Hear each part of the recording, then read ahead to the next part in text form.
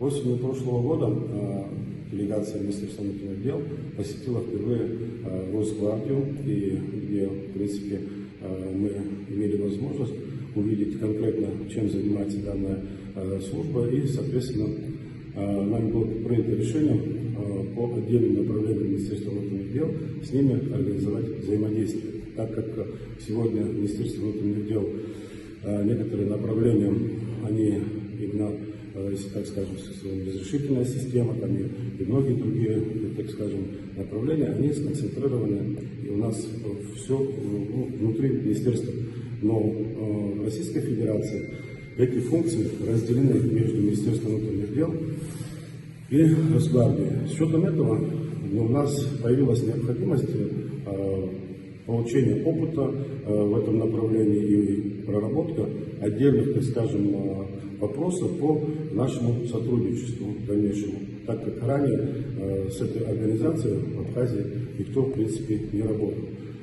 Мы считаем, что это очень важное событие, которое должно быть, так как Росгвардия, она очень сильная, мощная организация в Российской Федерации и готова с нами поделиться своим уже наработанным опытом.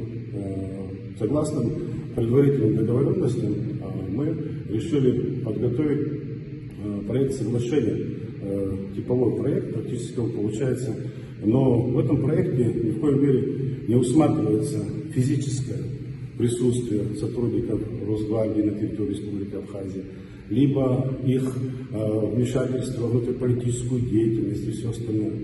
Главная наша цель, которая заложена в этом проекте, это обмен опытом, получение знаний.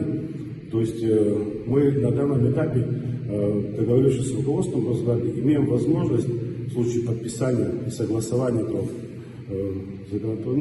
соглашения, мы можем направлять своих сотрудников в вузы, где они будут получать квалифицированное образование.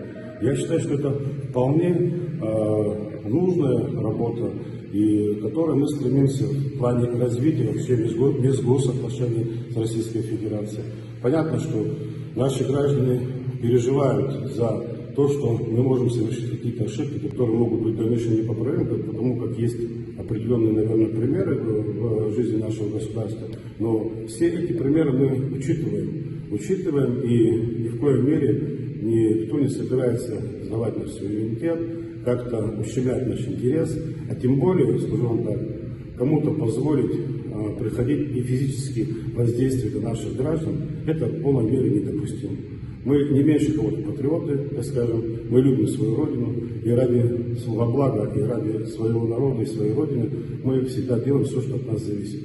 Так что, дорогие граждане, и все те, кто сегодня активно обсуждает эту тему, хотел бы вас успокоить, что здесь этот проект, который мы подготавливаем, не предусматривает каких-либо вопросов потери нашего суверенитета, либо, как говорится, внешнего влияния на нашу внутреннюю обстановку.